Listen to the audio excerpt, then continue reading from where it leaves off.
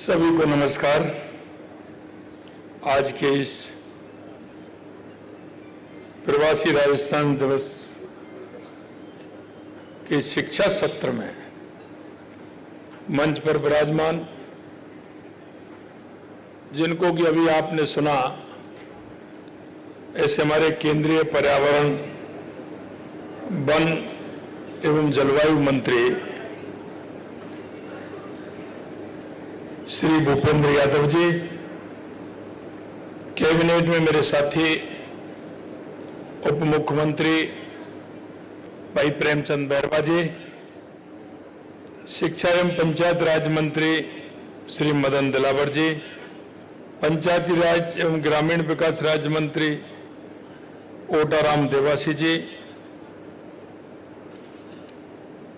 Chancellor Amity university doctor Aseem Chauhan ji, सह संस्थापक physics Wallah Shri Prateek Maheshwari जी,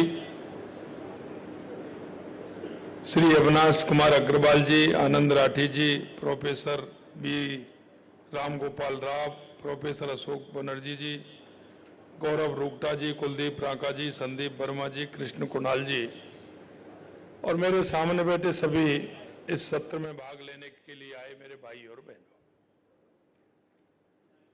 प्रवासी राजस्थान दिवस की जब हम कल्पना करते हैं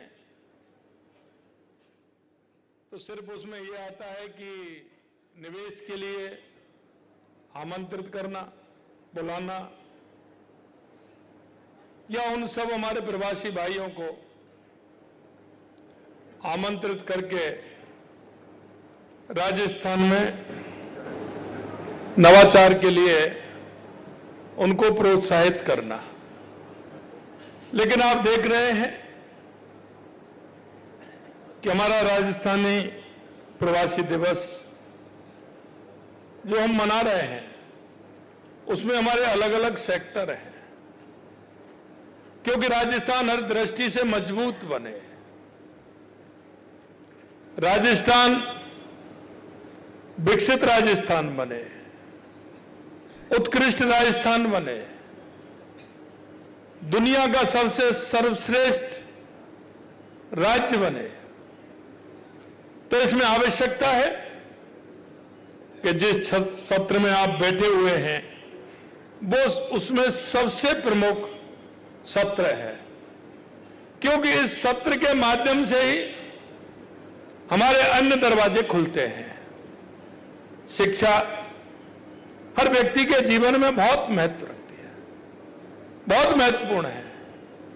अगर हम शिक्षा के क्षेत्र में अग्रणी होंगे तो बाकी का तो हम अग्रणी बन जाएंगे। इसलिए भाई और बहनों, मैं कहना चाहता हूं कि इस सत्र में ज्ञान आधारित अर्थव्यवस्था के निर्माण के अवसरों, निवेश और शिक्षा के क्षेत्र में चुनौतियां जैसे महत्वपूर्ण विषय पर चर्चा कर रहे हैं। हमारे व्यक्तिगत जीवन के साथ ही देश एवं प्रगति एवं समृद्धि में बहुत महत्वपूर्ण स्थान है। 21वीं सदी में ज्ञान ही पूंजी है, क्योंकि ज्ञान ही वह ऊर्जा है जो हमारे युवाओं को वैश्विक प्रतिस्पर्धा के लिए तैयार करती है, और ये इसलिए आवश्यक है।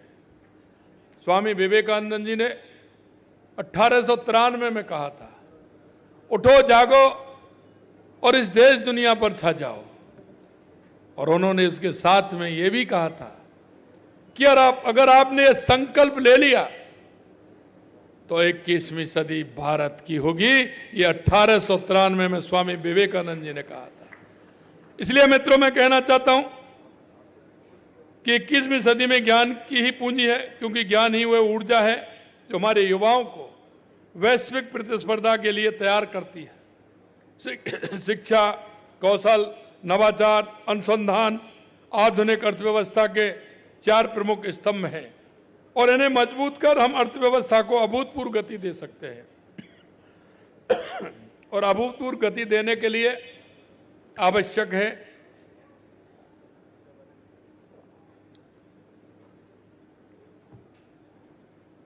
कि आज हमारा प्रदेश इन सभी क्षेत्रों में अग्रणी केंद्र बनने की क्षमता रखता है, और इस बात को ध्यान में रखते हुए हमारा राजस्थान आज शिक्षा, कौशल अनुसंधान और नवाचार में परिवर्तनकारी दौर से गुजर रहा है।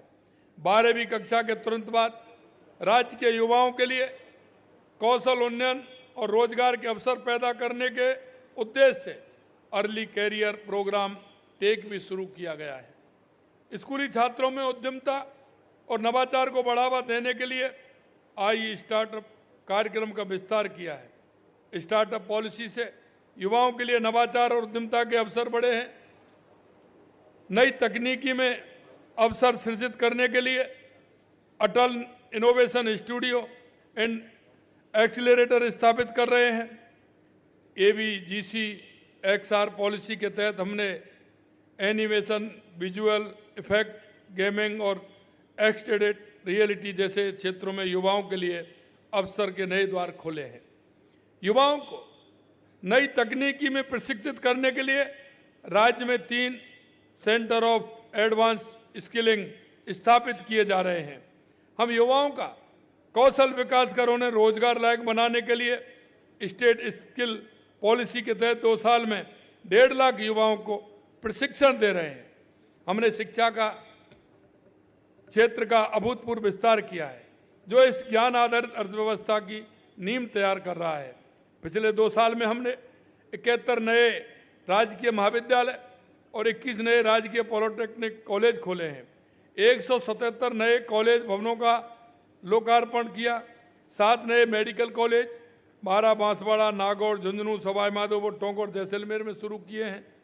2 वर्षों में करीब 2200 नई MBBS, PG और सुपर स्पेशलिटी कोर्स की सीटें भी हमने बढ़ाई हैं। राज्य के विद्यालयों में व्यापक स्तर पर रोशनी, रंग रोगन, स्वच्छता, सौंदर्यीकरण का महत्वपूर्ण कार्य किया है। प्रदेश के इतिहास में पहली बार इतनी बड़ी संख्या में विद्यालयों को एक साथ कायाकल्प किया गया है। हमने देखा कि विद्यालयों की हालत ठीक नहीं है। हमें यह भी पता है कि ये कोई हालत हमारी 1 साल में, 1.5 साल में, 2 साल में नहीं हुई। लंबे समय से उनकी हालत इस तरह की थी। लेकिन हमने कहा कि जब हमारे विद्या के मंदिर अगर हमारे ठीक नहीं होंगे तो हमारा विद्या का स्तर भी ठीक नहीं रहेगा। शिक्षा को एक अच्छा माहौल चाहिए।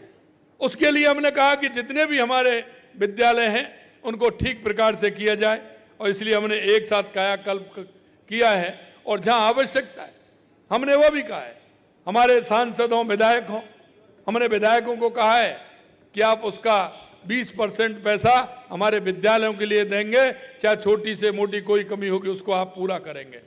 हमने ये भी कहा है कि हर विद्यालय के लिए आवश्यकता होगी, हमारी सरकार पहले विद्यालय को ध्यान में रखते हुए वहां उस क्षेत्र में काम करेगी, जिससे कि किसी प्रकार की दिक्कत नहीं हो। 41 जिला मुख्यालयों पर BBA, 7 संभाग मुख्यालयों पर BCA और 41 महाविद्यालयों में कंप्यूटर साइंस विषय पर शुरू किए गए हैं।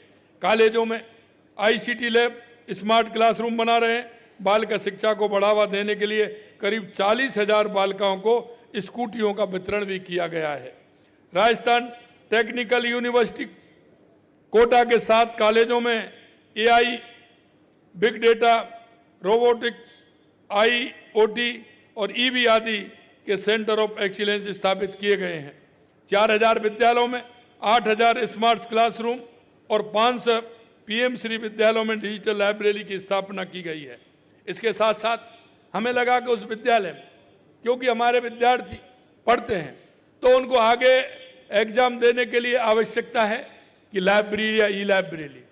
माननीय हमारे केंद्रीय मंत्री भूपेंद्र जी साहब से जब मेरी बात हुई थी, उन्होंने कहा कि आवश्यक है, आपने अपने संसदीय क्षेत्र में हर विद्यालय में लाइब्रेरी खोलने का निर्णय किया था। हमने उसके साथ साथ हमने कहा कि हर पंचायत में हम खोलेंगे, और हमने अटल ज्ञान केंद्र की घोषणा की है कि हर पंचायत में खोलेंगे, उसमें लाइब्रेरी भी होगी और ई-लाइब्रेरी भी होगी। उसकी स्वीकृति हमें केंद्र सरकार से मिल गई है। आने वाले सत्र में हम हर पंचायत के अंदर खोलने वाले हैं, जिससे कि कोई भी विद्यार्थी जो ऐसा हो जिसको तैयारी करनी है उसको कहीं इधर उधर नहीं जाना पड़े। वो लाइब्रेरी और ई-लाइब्रेरी की वजह से कहीं शहर में आता है, वो हमारा विद्यार्थी घर पर रहकर, गांव में रहकर की तैयारी कर सके, जिससे कि उस विद्यार्थी का ज़्यादा खर्च ना हो, माँ बाप का भी ज़्यादा खर्च ना हो। 20,000 से अधिक विज्ञान गणित किट का वितरण किया गया। 4,000 से अधिक विद्यालयों में सैनिटरी पैड वेंडिंग मशीनें लगाई गई हैं। दिव्यांग विद्यार्थियों को 20,000 सहायक उपकरण का वितरण किया गया है। मिड डे मील में सामुदायिक सहभागिता का नया मॉडल श्री कृष्ण भोग शुरू किया गया है। इन सभी प्रयासों के माध्यम से हम एक ज्ञान आधारित नवाचार प्रधान सशक्त युवाओं वाले राजस्थान का निर्माण करने में जुटे हैं। ये प्रयास एक ऐसी ज्ञान संस्कृति का निर्माण करने से जुड़े हैं जो समाज और उद्योग के भविष्य की आवश्यकताओं को पूरा करेंगे। मैं प्रवासी राजस्थानी समुदाय को शिक्षा और कौशल के उन्नयन के इस महाअभियान में साझीदार बनने का आह्वान करता हूं, क्योंकि मेरे पास कई आते हैं कि हम विद्यालय बनाना चाहते हैं, हम हॉस्पिटल बनाना चाहते हैं। मैंने कहा इसमें एक अंतर आपको करना पड़ेगा। मैं हर विद्यालय में जहां पहले से बना हुआ है वो हमारे उपयोग का नहीं होगा। इसलिए हम चाहते हैं, आप जो हमसे चाहते हैं वो हम उस स्थान पर भी कर सकते हैं जहां हमें आवश्यकता है।